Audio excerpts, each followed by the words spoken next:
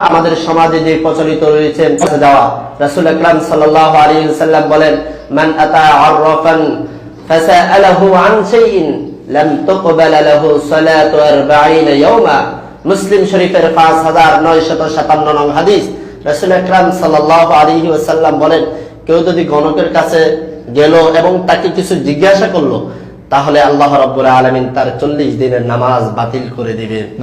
শুধু তাই নয়, মুসনাদ আহমদে 9534 নম্বর হাদিসে এসেছেন, মান আতা কাহিনান আও আররাফান ফাসাদ্দাকাহু বিমা ইয়াকুলু ফাকাদ কাফারা বিমা উনজিলা আলা মুহাম্মাদিন।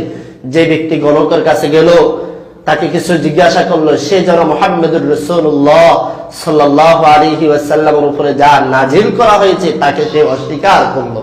সেই কারণে আমরা গণকের কাছে না যাই, আমাদের ভাগ্য পরিবর্তনের জন্য, কিছু জানার জন্য আমরা না যাই। কারণ আল্লাহ রাব্বুল আলামিন আমাদের সকল কিছুর ক্ষমতার মালিক, তিনি আমাদেরকে সৃষ্টি করে আমাদের ভাগ্যগুলো নির্ধারণ করে দিয়েছেন।